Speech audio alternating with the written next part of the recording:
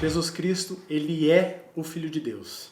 Da mesma forma que Amon falou para o rei dos Lamanitas que o grande Espírito era Deus, eu falo para vocês hoje, o arquiteto do universo que projetou tudo isso que a gente vive é Deus. Eu falo para vocês que aquela energia, aquela inteligência que define o certo do errado, que direciona todas as nações e povos, é Deus. Resumindo, ele teve um filho que veio ao mundo para salvar a gente. E a ideia da aula de hoje é mostrar como a gente pode ter certeza dessas coisas. Para pensar, tô sem saída. Para pensar, essa é a vida. Para pensar o que fazer. Pessoal, essa semana a gente vai começar pela citação. O presidente Ezra Taft Benson disse o seguinte: Deus abaterá os orgulhosos e exaltará os humildes. Se o orgulho existe em nossa vida, nossa casa, nossa ala, nossa estaca, nossa nação ou nossa região, a humildade é o antídoto. Humildade é o grande remédio. Se não escolhermos ser humildes, Deus nos humilhará. Ele está separando as pessoas entre orgulhosas e humildes. Deus precisa que a gente seja humilde. Ele vai dar um jeito que isso aconteça. E a gente vai ver isso com a história do povo dos Zoramitas. Lembra que eles adoravam de um jeito todo diferente nas sinagogas deles? Pois é, eles expulsavam os pobres. Os pobres não podiam estar lá junto com eles. E é justamente com os pobres que a alma começa a ter algum sucesso. Então, ele começa lá no versículo 5 e diz assim: E aproximaram-se de Alma, e o mais influente deles disse-lhe: Que deverão fazer estes meus irmãos? Pois são desprezados por todos devido à sua pobreza. Sim, e principalmente por nossos sacerdotes, pois expulsaram-nos de nossas sinagogas, em cuja construção trabalhamos muito com nossas próprias mãos. Expulsaram-nos devido à nossa grande pobreza, e não temos um lugar onde adorar nosso Deus. Que devemos fazer?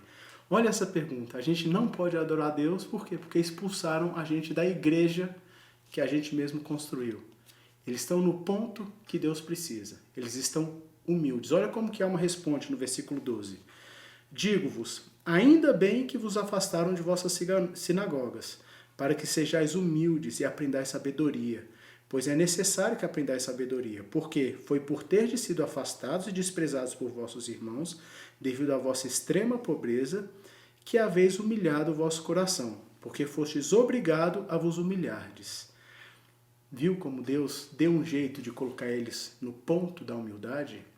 O orgulhoso, diferente do humilde, ele não está disposto a ouvir. O orgulhoso, ele não está disposto a exercer fé. Olha o que a alma fala sobre fé e sobre o orgulho, aquele que pede uma resposta.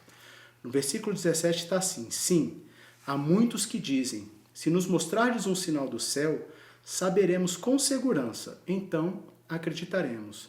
Agora vos pergunto, isso é fé? Eis que vos digo não. Porque se um homem sabe uma coisa, não tem motivo para crer, porque a sabe. O orgulhoso pede um sinal, e Deus vai dar um jeito de colocar ele numa posição de humildade. O conhecimento, ele pode ser um problema quando ele é dado na situação errada.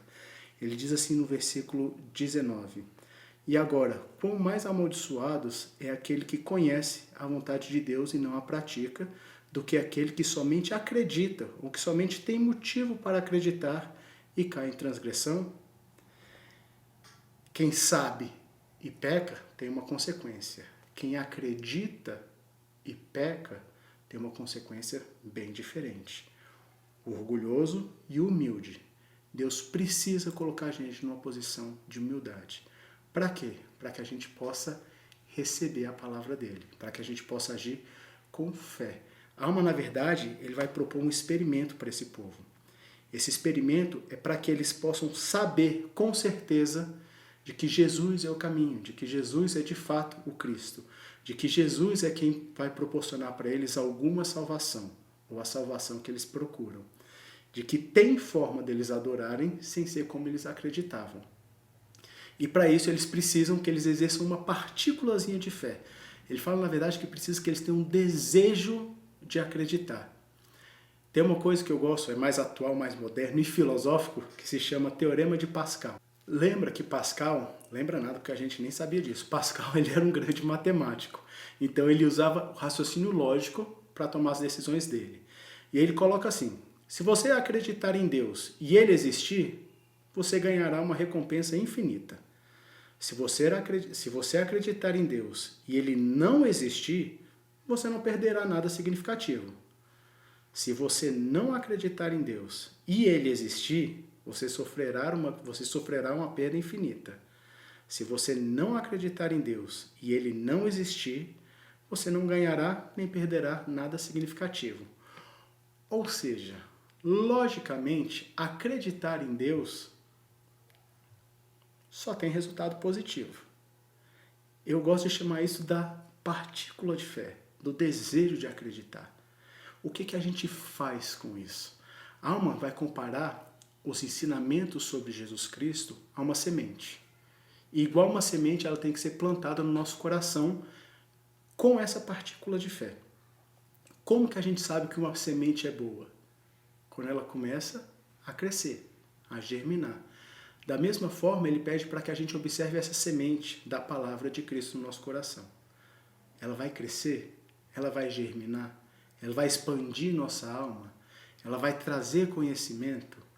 Percebe que para a gente saber, para a gente colher esses primeiros frutos dessa semente da palavra de Cristo, a gente tem que agir em cima dela. A gente vai ter que dar um passo de fé. A gente vai ter que experimentar. E é isso que a alma propõe que a gente faça. Aí ele fala, quando vocês fizerem isso, vocês vão ver que de fato ela vai crescer, ela vai expandir, ela vai germinar, ela vai começar a trazer um resultado. Isso ainda não é um conhecimento perfeito, mas é o suficiente para você saber que essa é uma boa semente, que ela gera resultados. E toda semente, a gente só sabe se ela é boa de fato a partir do momento que a gente começa a colher frutos. Se eu plantei uma semente, ela cresceu, deu frutos, eu provei e esse fruto é bom, aí sim eu tenho um perfeito conhecimento de que aquela semente ela é boa, de que aquela semente é verdadeira. E a alma propõe que a gente faça isso com a palavra de Cristo. Mas como? Como que a gente faz isso?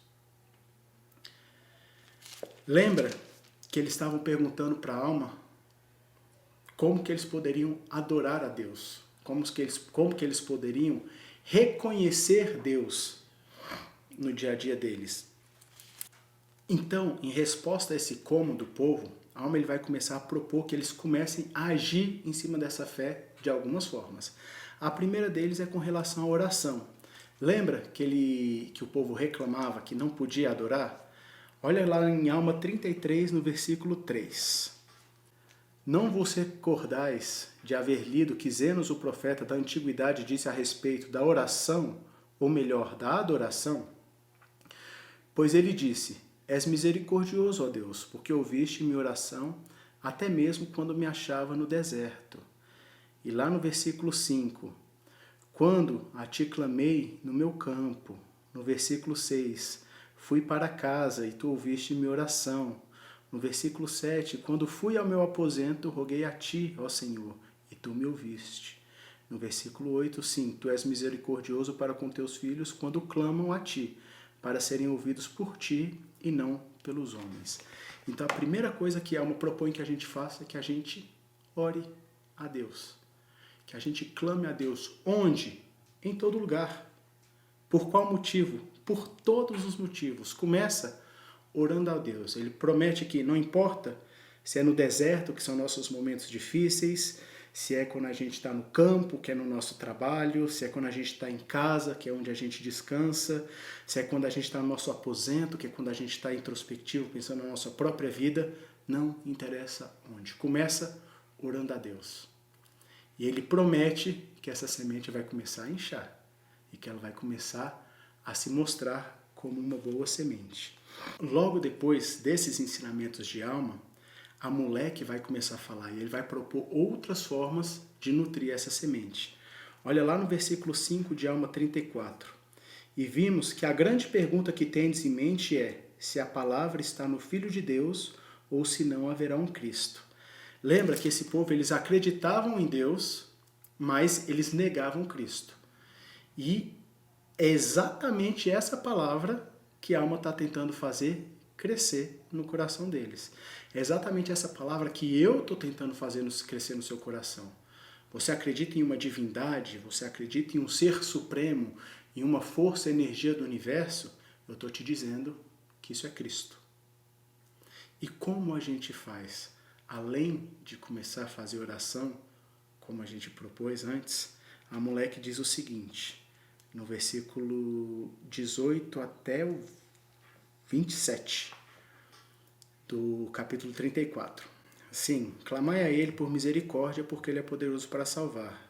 Sim, humilhai-vos e continuai em oração a ele. Clamai a ele quando estiverdes em vossos campos. Sim, por todos os vossos rebanhos. Clamai a ele em vossas casas. Sim, por todos os de vossa casa, tanto de manhã como ao meio-dia e à noite. Sim, clamai a ele contra o poder de vossos inimigos. Sim, clamai a ele contra o diabo, que é inimigo de toda retidão. Clamai a ele pelas colheitas de vossos campos, a fim de que por meio delas prospereis. Clamai pelos rebanhos de vossos campos, para que aumentem. Mas isto não é tudo. Deveis abrir vossa alma em vossos aposentos, em vossos lugares secretos e em vossos desertos. Sim, e quando não clamardes ao Senhor, deixai que se encha vosso coração, voltado continuamente para Ele em oração, pelo vosso bem-estar, assim como pelo bem-estar de todos os que vos rodeiam. Olha só como ele sai de reconhece Deus, começa a orar para Ele, começa a pedir pelas coisas que você precisa. Lembra que é um experimento? Lembra que essa semente tem que crescer? Então, se você começa a pedir por misericórdia para ser salvo, você tem que sentir a misericórdia do Senhor. Se você começa a pedir pelos seus campos, pelos seus rebanhos, você tem que sentir um retorno dessa oração. E ele está prometendo que isso vai acontecer. Por quê? Porque a semente é uma semente boa, porque é uma semente capaz de gerar bons frutos. Tranquilo? A gente começou a fazer esse experimento na nossa vida, a gente vai sair do saber que a semente é boa para colher bons frutos. Uma vez que a gente começou a colher bons frutos, olha o que a alma fala que vai acontecer, e isso eu tenho certeza. A gente viu a história do povo de Amon, isso aconteceu com eles. Olha só, no versículo 37, de novo, lá do capítulo 32. E eis que, à medida que a árvore começar a crescer, direis: tratemos dela com muito cuidado, para que crie raiz, para que cresça e dê frutos. E agora, eis que se tratardes com muito cuidado, criará raiz, e crescerá e dará frutos. Mas se negligenciardes a árvore e deixardes de tratá-la, eis que não criará raiz. E quando chegar o calor do sol, e ele vai chegar, e abrasar, secará por falta de raiz, e arrancá-las-ei, e lançareis fora. Lembra que depois que o povo de Amon acreditou, eles foram provados, testados na crença deles? Depois que uma árvore deu bons frutos, ela vai ser testada. Depois que a palavra de Cristo começar a trazer bons frutos na nossa vida, ela vai ser testada. E aí a gente tem que cuidar dela. E a gente tem que cuidar para que ela crie raiz, para que ela seja uma árvore forte, para que ela consiga suportar toda a dificuldade do sol, do momento de escassez, do momento de falta de respostas, do momento de incertezas que a nossa vida vai jogar, certamente vai jogar no nosso caminho. E aí vem a promessa, no versículo 41 e 42. Se, porém, cultivardes a palavra, sim, cultivardes a árvore, quando ela começar a crescer com vossa fé, com grande esforço, com paciência, esperando o fruto, ela criará raiz. E eis que será uma árvore que brotará para a vida eterna. E por causa de vosso esforço e de vossa fé e de vossa paciência em cultivar a palavra, para que crie raiz em vós, eis que pouco a pouco colhereis o seu fruto, que é sumamente precioso, que é mais doce que tudo que é doce, que é mais branco que tudo que é branco. Sim, e mais puro que tudo que é puro. E banquetear-vos-ei com este fruto, até vos fartardes, de modo que não tereis mais fome nem sede. O fruto de seguir a palavra de Cristo é a vida eterna. Não existe bem maior do que esse. Não existe bênção maior do que essa. E isso é atingido através desse simples, talvez não tão simples, mas através desse experimento que a alma propõe. De pegar lá atrás um desejo de acreditar, uma vontade de que isso seja verdade e começar a trabalhar. e reparar os resultados que isso vem trazendo na nossa vida, até se tornar em perfeito conhecimento, até se tornar em salvação eterna. Gente, até agora, tá fazendo sentido? A gente trabalha muito para trazer uma mensagem, para trazer uma lição, uma coisa que faça sentido para vocês e que ajude um pouquinho no dia a dia. Se está fazendo isso, segue, compartilhe o nosso link, passa para as pessoas para que a gente possa atingir cada vez mais gente.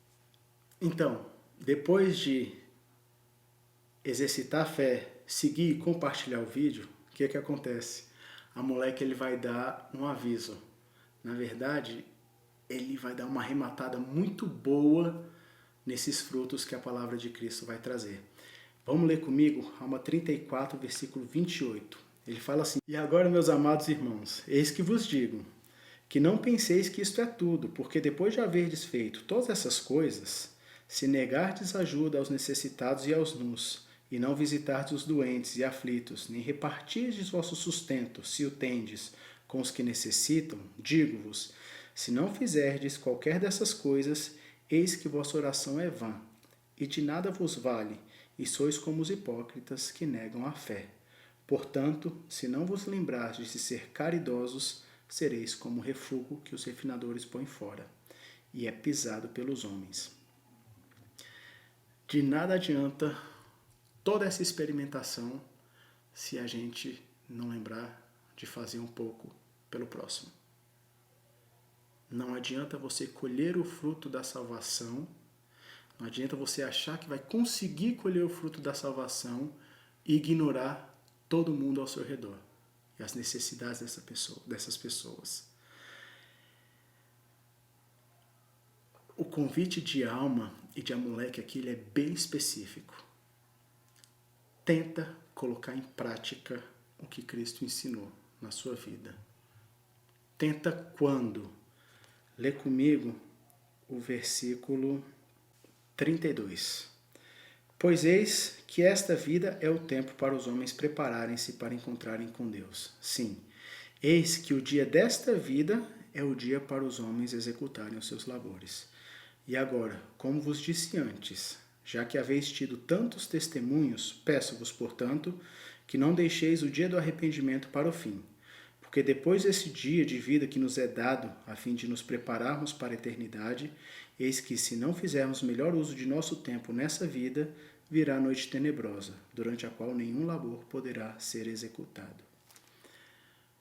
A gente não pode deixar para plantar essa semente amanhã. A gente não pode deixar para ser caridoso com o próximo amanhã. A gente não pode deixar para buscar esses frutos amanhã. A hora é agora. Ideal seria que fosse há 20 anos atrás, como disse o presidente Uchtdorf. Mas a melhor hora é agora. E esse é o convite que eu faço para vocês hoje. De que vocês possam fazer o que a Alma pediu. Pegar a palavra de Cristo, trazer para o seu coração. E começar a trabalhar em cima do que ela ensina. E começar a agir em cima do que ela ensina. E reparar de verdade os resultados que ela tem trazido. E aí começar a compartilhar esses resultados com as pessoas ao seu redor. Para que juntos a gente possa, eu, você, as nossas famílias, para que a gente possa, no último dia, poder desfrutar do fruto da árvore da vida, poder desfrutar da salvação eterna. Presto meu testemunho de que qualquer pessoa que abrir espaço no coração para testar a palavra de Cristo vai ter como resultado a certeza de que é uma boa semente e de que traz bons resultados para a vida.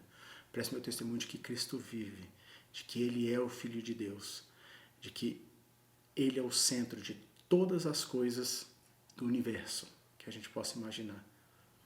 Se você tem dúvida com relação a Deus, faz isso que a gente propôs hoje.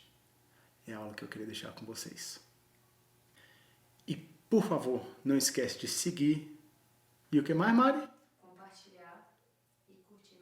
Compartilhar e curtir nosso vídeo. É assim que a gente cresce, é assim que a gente se certifica de trazer cada vez mais para vocês. Tchau. Para pensar, o universo é seu.